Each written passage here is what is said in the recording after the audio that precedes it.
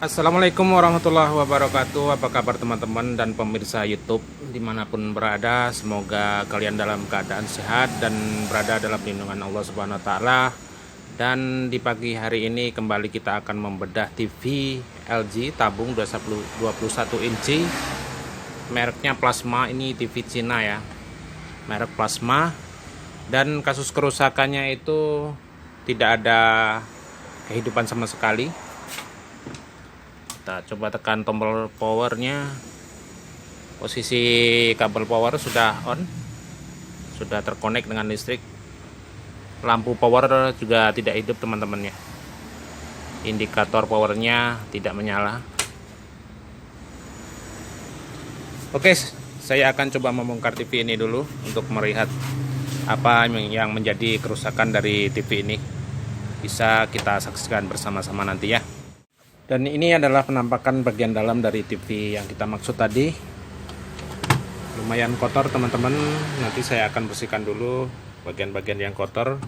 Dan langkah pertama adalah melepas semua sambungan-sambungan atau soket-soket ini untuk mempermudah pekerjaan kita. Lepas semua konektor dan kita balikkan. Ini adalah bagian bawah dari mainboardnya atau mesin dari TV ini. Dan untuk mempermudahkan pengerjaan, bracketnya ini akan saya lepas dulu. Langkah pertama adalah mengecek fuse-nya, apakah fuse-nya ini putus atau tidak. Kita tes pakai multi tester dengan skala 10 atau sekali 1. Kalibrasikan terlebih dahulu. Dan kondisi fuse dalam keadaan bagus.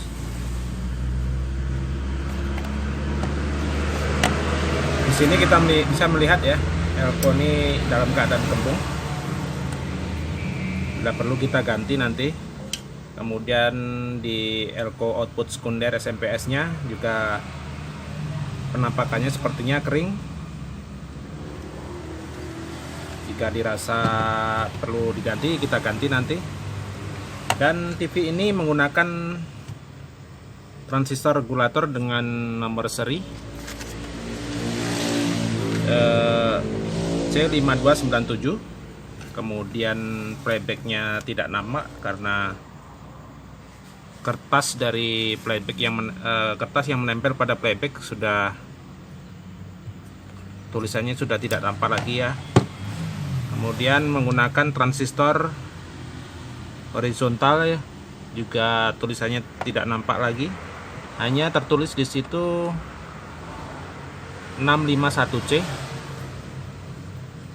Seterusnya menggunakan IC chroma.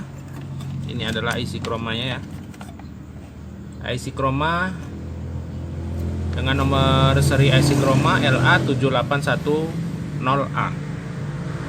IC program tidak tampak karena tertutup segel kertasnya.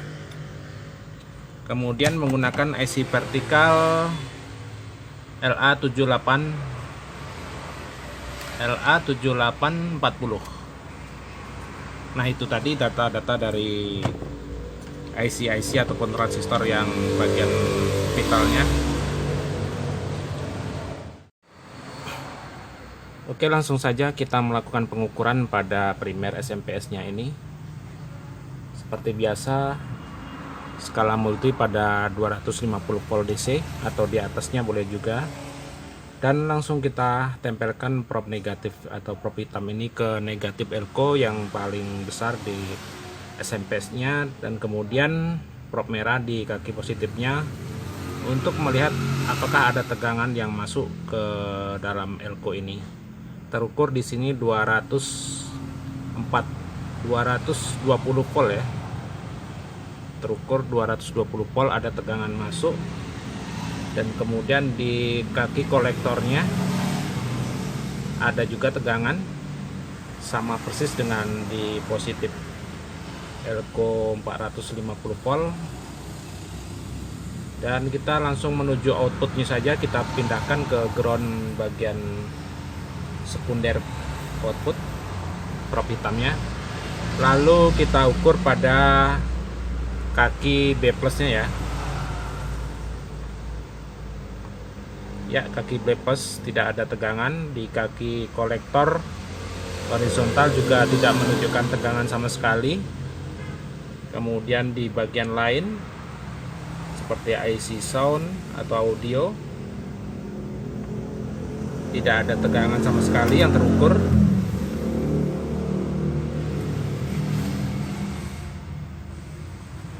Yang menuju vertikal juga tidak ada.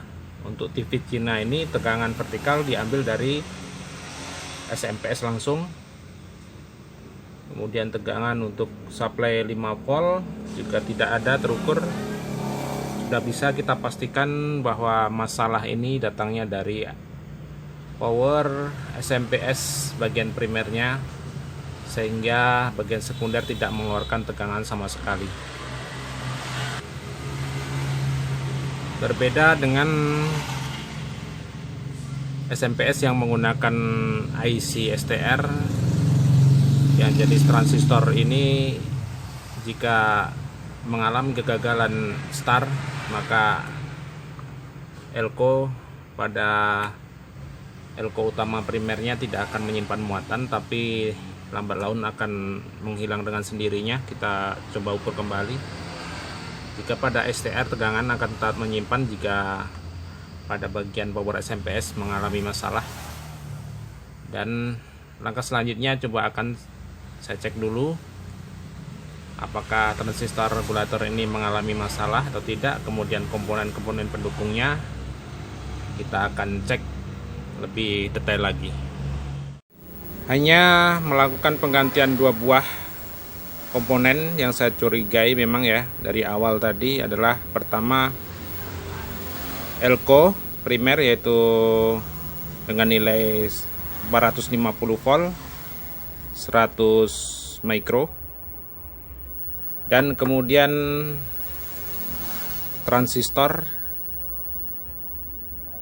maaf tidak fokus ya, transistor dengan nomor seri saya bacakan saja,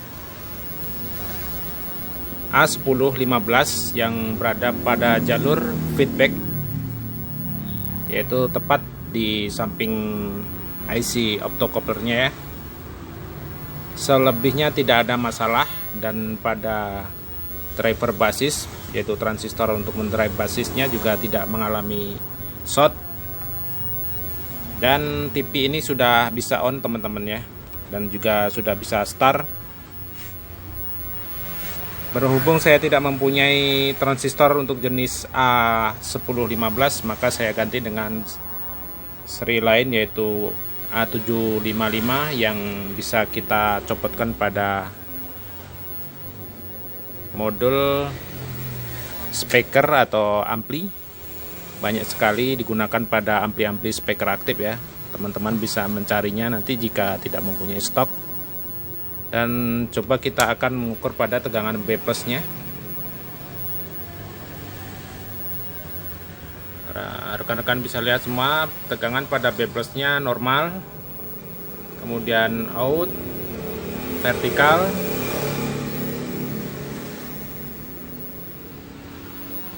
setelah itu tegangan 5 volt. Kita kecilkan skalanya. 5 volt juga terukur normal, dan kemudian IC sound kita besarkan skalanya. Inilah IC sound yang menuju IC sound ya, kita kecilkan, terukur sekitar 12 volt, dan ini normal. Lalu kita lihat di layarnya, TV sudah bisa on, hidup normal ya, raster juga sudah keluar, berarti pekerjaan kita juga sudah selesai, hanya mengganti 2 buah komponen ini saja. TV kembali bisa hidup. Ini gembung, teman-teman bisa melihatnya, mungkin tegangan kurang. Dan sekian saja dari saya, semoga bermanfaat buat teman-teman semua, terutama bagi pemula. Silahkan Anda subscribe, like, komen, dan share-nya. dan semoga membantu teman-teman yang mendapat kesulitan. Assalamualaikum warahmatullahi wabarakatuh.